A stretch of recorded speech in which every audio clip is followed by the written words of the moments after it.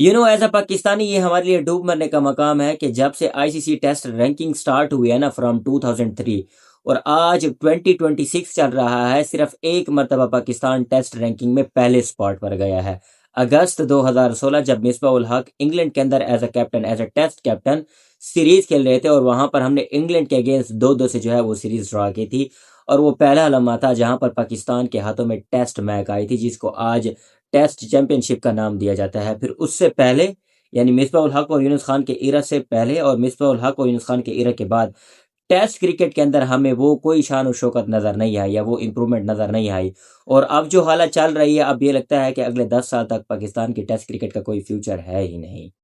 पता है एक लीडर का क्या काम होता है, एक सिपा सालार का क्या काम होता है, या फिर एक कैप्टन का क्या काम होता है कि उसने मुश्किल वक्त में अपनी टीम को कैसे संभालना है और उस मुश्किल वक्त से कैसे निकालना है। ये एक कैप्टन का काम होता है। जहां पर हमारे टेस्ट टीम के कैप्टन शान मसूद साहब अपनी कैप्टनसी में 15 टेस्ट मैचेस खेल चुके हैं और उन 15 टेस्ट मैचेस में सिर्फ और सिर्फ 4 टेस्ट मैचेस के अंदर उनको जीत मिली है। ये उनकी विनिंग रेशो है। जब आप लीडर इस किस्म का चुनेंगे जिनके अंदर इस किस्म की क्वालिटीज हो ही ना, लीडरशिप जैसी क्वालिटीज ना हो, टेस्ट कैप्टनसी वाली क्वालिटीज ना हो, तो फिर जब आप बांग्लादेश से हारेंगे तो उसमें फिर इतना हैरान होने की क्या बात है। I mean last 3 test match against Bangladesh और आप तीनों के तीनों हार चुके हैं। और फिर उसके बाद जब आप इस किस्म के लीडर चुनेंगे तो फिर आप ये कहेंगे कि जी हम तो टेस्ट क्रिकेट में पीछे जा रहे हैं, पीछे जा रहे हैं। भाई साहब, ये जिस किस्म का आपने कैप्टनसी चुनी है ना, या जिस किस्म की आपने मैनेजमेंट चुनी है ना, वो आपका कसूर है। फिर आप टीम को ये नहीं कह सकते कि जी आप टेस्ट मैच क्यों नहीं जीत रहे। ये कैप्टन होता है जो प्लेयर्स के अंदर एक आग लगाता है, एक जुनून को उभारता है कि जी हमने टेस्ट क्रिकेट खेलनी है, हमने मुल्क के लिए जीतना है। जब उसके अंदर ये क्वालिटीज हैं ही नहीं, तो फिर आप किस तरह की एक्सपेक्टेशंस पाकिस्तान क्रिकेट टीम से लगा सकते हैं कि जी हम टेस्ट क्रिकेट में पीछे जा रहे हैं। आने वाला वक्त जो है ना वो इससे भी बुरा होगा अगर आप इसी किस्म के डिसीजन करते रहे।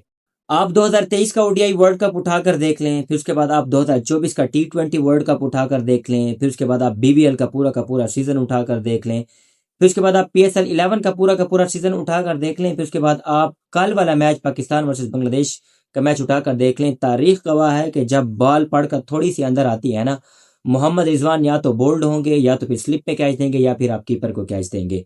ये वो मिस्टेक है जो मोहम्मद रिजवान पिछले 3 या 4 सालों से करते हुए आ रहे हैं। क्या ये कोचेस को ये चीज़ नज़र नहीं आ रही? क्या ये मोहम्मद रिजवान को ये चीज़ नज़र नहीं आ रही कि आप सेम डिलीवरी पर बार बार आउट हो रहे हैं? और जब भी थोड़ी सी बॉल इन स्विंग होती है तो ना तो वो आपसे खेली जाती है, ना तो वो आपको नजर आती है और आप कंप्लीटली डिजास्टर होकर चले जाते हैं। और वहीं से 2023 के अंदर आपकी क्रैम्प वाली एक्टिंग स्टार्ट हुई है और अभी तक चल रही है। अगर आप मेरी थर्ड डे की वीडियो उठाकर देख लेना पाकिस्तान वर्सेस बांग्लादेश, जिसमें मैंने क्लियरली कहा था कि ये क्रंच मोमेंट था जहां पर मोहम्मद रिजवान ने एक रॉ शॉट खेली, कैच देकर वो चले गए, उसके बाद क्रैम्प की उन्होंने एक्टिंग भी की। आई मीन ये प्रोफेशनल क्रिकेट है जहां पर इस किस्म की आप ओछी और हथकंडी हरकतें बार बार करेंगे ना तो लोग आपको इजीली आइडेंटिफाई कर लेंगे। यानी आउट होना है ना, आप आउट हो जाएं, लेकिन इस किस्म की क्रैम्प की एक्टिंग करना और फिर उसके बाद विकेट दे देना, ये आपको उसकी जो है ना कीमत चुकानी पड़ी है कि आज आप मैच इस तरह बुरी तरह हारे हैं। अगर आप विकेट ना देते, थोड़ी बहुत पाकिस्तान के पास लीड आ जाती, तो ये साइकोलॉजिकली उनके ऊपर एक इम्पैक्ट क्रिएट हो जाता कि हमने पहले लीड उतारनी है और फिर उसके बाद हमने टारगेट सेट करना है।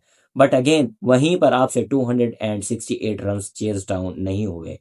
तो जैसे मैंने मोहम्मद रिजवान को अभी क्रिटिसाइज किया, वहीं पर जो बांग्लादेश के कैप्टन है गालबन मेहदी मिराज हसन है या जो भी हैं, उन्होंने बहुत ही बिलो द बेल्ट एक कमेंट पास किया मोहम्मद रिजवान पर, जो कि जो माइक स्टंप माइक होते हैं उनके अंदर ये रिकॉर्ड हुआ कि मोहम्मद रिजवान की जो रेपुटेशन है ना वो पाकिस्तान के अंदर ऑलरेडी बहुत ख़राब है और अगर ये निकल कर मारेगा और कैच आउट होगा तो मजीद पाकिस्तान के लोग इसको बुरा भला कहेंगे। देखें, क्रिकेट के पर्सपेक्टिव है ना, फिर वो कोई भी हो, बाबर आजम हो, मैं कहता हूँ विराट कोहली हो, कोई भी हो, कोई भी बड़ा से बड़ा वसीम अकरम हो, शोएब अख्तर हो, कोई भी हो, क्रिकेट के पर्सपेक्टिव में जब वो गलती करेंगे ना, हर किसी को हक है, हर पाकिस्तानी को हक है कि आप उनकी क्रिकेट को लेकर उनको क्रिटिसाइज कर सकते हैं।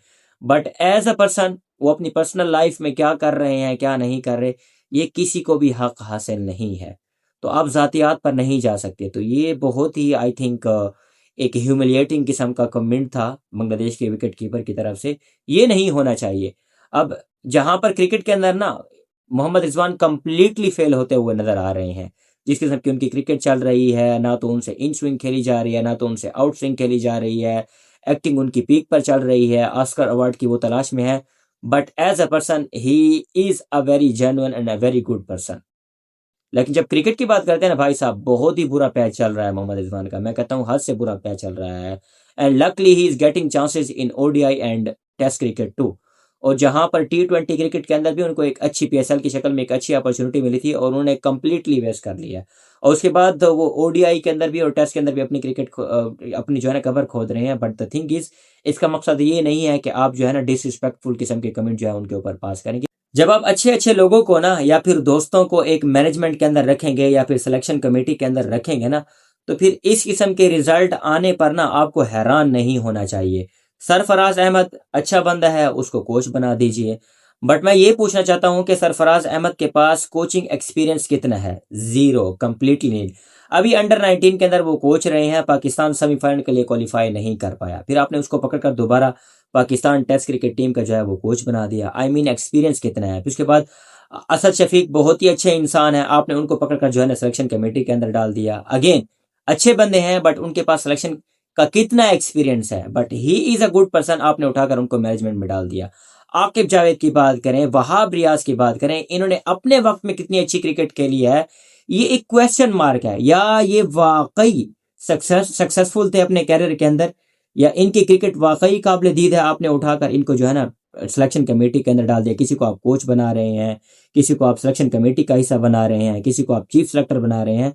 मैं सिर्फ ये पूछना चाहता हूं कि इन्होंने अपने कैरियर के अंदर क्या किया, और जिस पोजीशन के लिए इनको आप सेलेक्ट कर रहे हैं, क्या ये उसके अहल हैं भी या नहीं है? मैं अक्सर अपनी वीडियोस में कहता हूं कि when you are selecting right person for the wrong place and when you are selecting wrong person for the right place, तब इस किस्म के डिजास्टर होंगे ही होंगे। कितना बुरा लग रहा है शॉन टेट बांग्लादेश के डग आउट के अंदर, बॉलिंग कोच है ना, उन्होंने फास्ट बॉलिंग के लिए रखा हुआ है, उसके रिजल्ट आपको नाहिद राना के अंदर नजर आ रहे हैं। कितना बुरा लग रहा है Mushtaq Ahmed spin bowling department के अंदर बांग्लादेश के अंदर। फ्रूटफुल रिजल्ट आपको नजर आ रही है कि नहीं आ रहे बांग्लादेश की टेस्ट क्रिकेट के अंदर, खसूसन स्पिनर के अंदर? ये वही चीज है कि जब आप राइट पर्सन के लिए या फिर राइट प्लेस के लिए राइट पर्सन को सिलेक्ट करते हैं ना, तो फिर इस किस्म के फ्रूटफुल रिजल्ट आएंगे। यहाँ पर ये अच्छा इंसान है, इसको पकड़ कर आप कोच बना दो। ये अच्छा इंसान है, इसको पकड़कर आप सिलेक्शन कमेटी के अंदर डाल दो। ये अच्छा इंसान है, इसको जो है ना आप अंडर 19 का कोच बना दो। अच्छे इंसान से कुछ नहीं होता, उसकी अच्छाई, उसकी जो अच्छी चीजें हैं उसको आप जरूर दाद दें। बट क्रिकेट के अपने अपनी एक रिक्वायरमेंट है, जहां पर आप रिक्वायरमेंट को पूरा नहीं करेंगे तो फिर पूरा का पूरा पाकिस्तान मायूस होगा। आप यकीन जानिए, कल मैं जब घर से निकला ना, तो मुझे 10 दोस्तों ने, 10 रिलेटिव ने ये कहा कि सोहेल आपकी टीम हार गई है, सोहेल आपकी टीम हार गई। मैं बड़ा हैरान और परेशान, मैंने कहा यार ये ऐसा क्यों कह रहे हैं कि मेरी टीम हार गई है? तो फिर जब एक बंदे ने कहा ना कि मेरे एक दोस्त ने कहा कि यार सोहेल आपकी टीम हार गई है, मैं आपकी वीडियोस देखता रहता हूँ। मैंने कहा यार रुको, ये मेरी टीम हार गई इसका क्या मतलब है, आपकी टीम नहीं? उन्होंने कहा कि हमने तो कब से क्रिकेट देखना ही छोड़ दिया।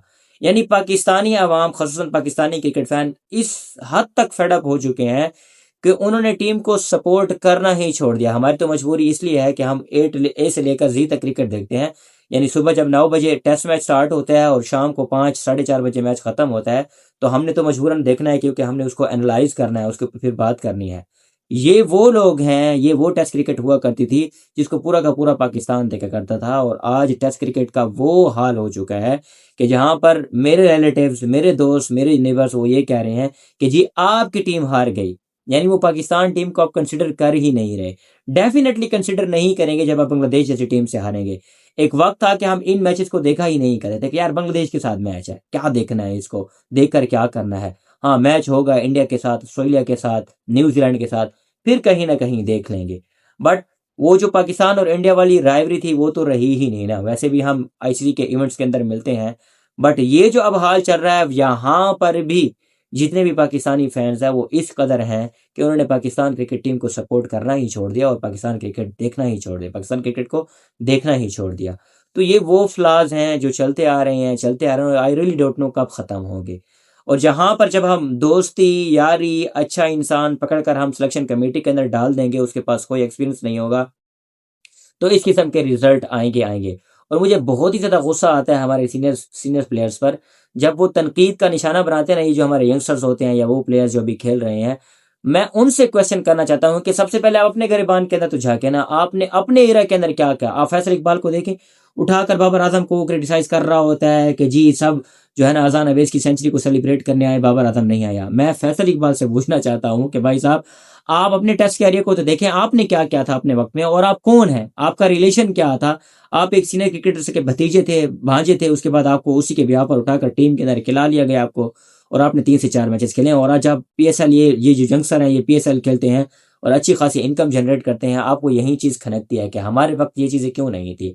हम तो बस वो जो हमें एक नॉर्मल सी फीस मिलती थी वो लेकर हम उसे अपना घर बसर चलाते थे। और आज ये लड़के जब इनको रब की ज़ात ने इज्जत दी है और अपॉर्चुनिटीज़ दी हैं अच्छा खासा अर्न करने की, तो आपको क्यों तकलीफ हो रही है। तो ये पूरे के पूरे सिस्टम का फ्ला है, सिर्फ एक बंदे का फ्ला नहीं है। जहां पर अच्छे इंसान को उठाकर कोच बना दिया जाता है, तुम मेरे दोस्त हो तो क्रिकेट टीम के अंदर आ जाओ, ये अच्छा है तो उसको उठाकर क्रिकेट टीम के अंदर। जब तक आप सख्त किस्म के क्रिकेट की रिक्वायरमेंट के मुताबिक डिसीजन नहीं लेंगे, तब तक आपकी क्रिकेट नहीं सुधरने वाली, और ऐसा होता ही रहेगा। आईसीसी चैंपियन ट्रॉफी में ओडीआई क्रिकेट टीम का जनाजा निकला, ओडीआई क्रिकेट का जनाजा निकला 2023। ओडीआई वर्ल्ड कप में जो है आपकी ओडीआई क्रिकेट का जनाजा निकला। फिर 2024 2026 के अंदर आपकी जो है ना T20 क्रिकेट का जनाजा निकला हुआ। अब आपकी टेस्ट क्रिकेट का जनाजा निकल रहा है। तो मेरे ख्याल में और कितने आपने जनाजे उठाने हैं क्रिकेट के।